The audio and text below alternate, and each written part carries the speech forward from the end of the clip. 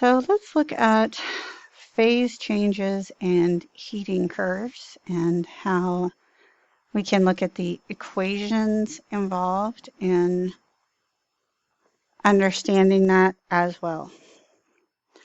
So I like to think about this in terms of an ice cube or a pot of water on the stove, because those are systems that we're very familiar with. So we can think about an ice cube, and it looks a lot like this. We know from all the way back into first semester that the molecules of a solid are not still, although they are ordered. They are vibrating, moving back and forth in place. And as we add heat, that vibrational energy increases. It vibrates faster and faster, and that's an energy of motion. So that's an energy that we measure as kinetic energy. And so we have a change in temperature. And you can think about this with an ice cube. If I get an ice cube out of my freezer and put it on the table, it doesn't instantly start to melt. There's some time where it has to go from the temperature which is below the freezing point of water. Your freezer is colder than the freezing point of water so that things stay all the way solid to the melting point. So you can see this in a heating curve. There is a change in temperature.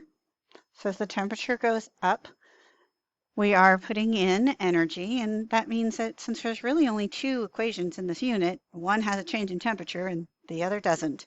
So that tells us that we're going to use our change in temperature is the mass of the solid times the heat capacity of whatever that solid is. And it's important that you use the correct heat capacity for the correct phase of matter times the change in temperature of that solid.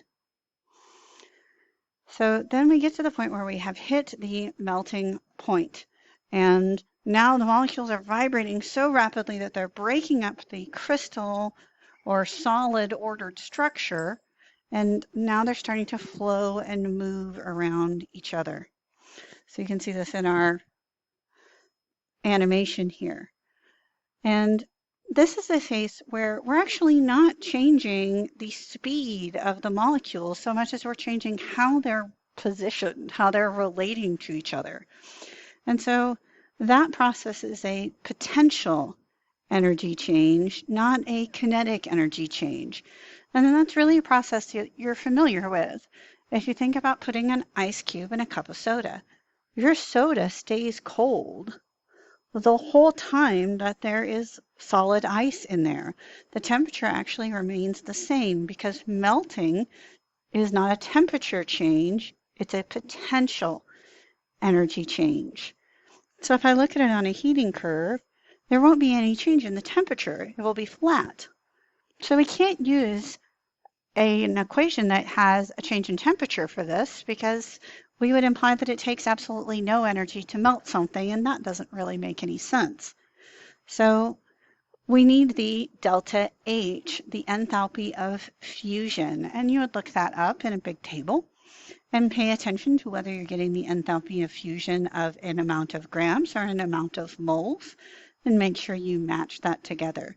So the change in enthalpy would be, say, the moles of a solid times the molar heat of fusion, or the grams of a solid times the gram heat of fusion. So then you get to where you have all of a liquid. Now you can kind of think about this like setting a pot of water on the stove to boil. It doesn't instantly start to boil. There's a whole proverb about a watched pot never boils. So it takes time and heat to get this to get closer to the boiling point. That's a change in temperature piece. And you will notice that even though I'm not adding heat in my little simulation right now, there are molecules that have enough energy to get out into the gas form. That's evaporating. And that's what's responsible for that vapor pressure of water that we had to deal with in our gas laws capstone experiment. A little bit of water vapor would form regardless of us not adding any extra heat, just because it is an average kinetic energy, which means some of the molecules are moving a lot faster than the average and some are moving slower than the average. So in this case, now we are raising the temperature from the melting point to the boiling point. So that's a change in temperature, which tells us we need to use our equation that relates energy to a change in temperature. So we would use the mass times the heat capacity times the change in temperature as we heat this up until we get to our boiling point. And at the boiling point here, now we're getting molecules with enough energy to become a gas all over the solution. This would be the point where we would see a rolling boil in the kitchen, and we would have all bubbles forming all throughout the pot and becoming a gas. And if you actually put a thermometer in a boiling pot of water, in fact, the temperature again remains constant or fairly close to constant because we're not changing the kinetic energy. We're changing the potential energy, the position, close to each other, attracted to each other as a liquid, or far apart as a gas. So now, since this is a potential energy change, the kinetic energy and temperature will be constant. It'll be a flat line again. And so we need to use the molar heat this time of vaporization, going from a liquid to a gas, or the gram heat of vaporization. You have to look at the number that they're given and the number that you have provided in your table and make sure that they match. You'll notice this is a much longer process. It takes a lot more energy to vaporize something because going from a solid to a liquid, those molecules are still close together and attracted to each other. Going from a liquid to a gas, we have to get these molecules to be far apart from each other in the gas phase, and so they have to be completely separated. All of the attraction between the molecules is broken in an ideally behaving vapor. That takes a lot of energy.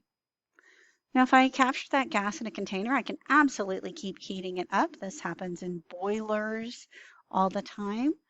And now we're dealing with a gas, so the pressure and temperature are directly proportional, if you remember that from our gas laws unit, because the speed of the molecules is increased. So now the molecules are zipping around the container faster, which means they can hit the walls more times, because it doesn't take very long to bounce off one wall and then cross the container and bounce off the other wall. So you have more collisions. But also, if you're talking about a rapidly moving molecule, it has a lot of energy. And so the collisions are also harder, which is why the pressure increases. But in terms of the energy piece, now we're changing the temperature again. And so we use our delta H is equal to MCAT because we're measuring the temperature of our vapor here. So kinetic energy, temperature change, these areas, we're using Q equals MCAT, making sure we match our heat capacity to our phase of matter. Where it's flat, we're going to be using our M delta H, where we're changing potential delta H energy instead of kinetic. So this is an endothermic process. And the easiest way to remember it to me is always to think about, why do you put ice in a soda? Well, I put ice in a soda to cool down the soda, and the soda surrounds the ice. So the soda is the surroundings, which means the ice is my system, and energy is flowing into the ice. How can I tell? Well, delta T of the soda is negative, which means delta H of my system has to be positive or endothermic. This is a heat in process all the way along, endothermic. So if heating is endothermic, then cooling must be exothermic. And in fact, it is essentially the exact reverse process. So all of our numbers just end up having a negative sign. You can think about this by thinking about food safety. If you take a food safety class, food safety experts will say that you should let hot leftovers cool a little before you put them in the fridge. And if you think about that, the fridge is surrounding my, say, big hot pot of soup. So if the fridge is surrounding my soup, then the soup is the system. And as the system loses energy, what actually happens to the temperature of my fridge? Oh, well, if the system is exothermic, then the fridge actually gets warmer. And if it gets too warm, it can actually get things around the pot of soup in the fridge to the point where it becomes unsafe in temperature.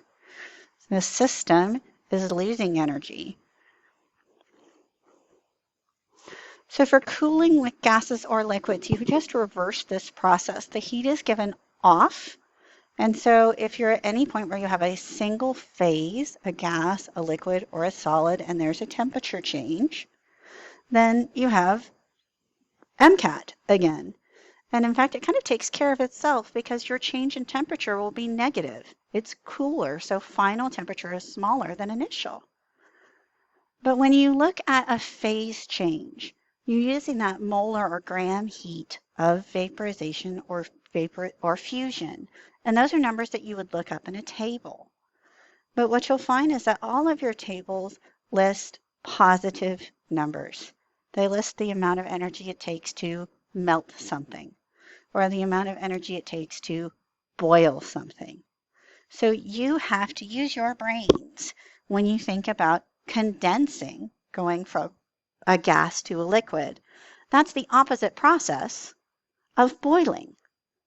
So instead of being a positive delta H, for condensing, you have a negative delta H. And melting requires you put energy in. So freezing is the exact opposite process. Freezing will be the delta H of fusion, but you flip it and put a negative sign. And that gets us our heat being expressed or being removed as you freeze. So let's look at a couple of quick problems here. Here's a question that asks me how much heat in kilojoules is given off. Off, out, exo, when 120 grams of water cools. And from 90 to 20, those are in between the boiling point and melting point. So that tells me that's going to be a liquid water the whole time. So I can look up the heat capacity. I know I'm going to use Q equals MCAT because I have a change in temperature here. So I can write down my formula and I can point out that I have 120 grams, 4.184 joules per gram per degree. And then look at my delta T. Delta T is negative because it's 20 minus 90. So that takes care of my negative number that I would expect to have for heat being given off. So if I do that, I get negative 35,000 joules. First, I only have 3 significant digits here, and the problem does ask me for kilojoules. Notice here, let your units help you. Grams cancel grams, C cancel C. There's my number in joules, but my problem wants heat in kilojoules. So I would make sure and go ahead and divide that number by 1,000 to get negative 35.1 kilojoules of heat being given off, heat leaving. Okay. So here's another one, but this time instead of doing a change in temperature, I have a phase change. I am freezing. So the minute I see freezing, I know that my change in temperature is going to be 0. So I can't use Q equals MCAT because I know there's going to be an energy change involved. And it can't just be 0. That would be silly. So instead, I'm going to use that delta H is equal to the mass of my solid, because that's what they gave me. And I have the enthalpy of fusion here in joules per gram, so I can use that 334 joules per gram. If all I had was in kilojoules per mole, I would have to change those grams into moles. But now I have to think. The molar heat of fusion is positive. That's talking about melting. This is talking about freezing. So I need to flip that number and make it a negative number because freezing is an exothermic process. Check and make sure that your units cancel. That gives me a number of joules, which is an amount of heat. That makes sense. So I get negative 58,450 joules. That's Too many significant digits though, because I only have 175 grams. So this might be a circumstance. It doesn't necessarily say to put it in kilojoules, but it would be a little easier to put it in kilojoules to have 3 significant digits. So if I put it in 2 kilojoules and round after the 3rd digit, 5 rounds up. So it'd be negative 58.5 kilojoules. So I have to make sure and think freezing is exothermic, negative delta H. Condensing, exothermic, negative delta H. Melting something, though, is endothermic, positive delta H. Boiling something is endothermic, positive delta H. Heating something is always going to be endothermic. Cooling something will always be exothermic.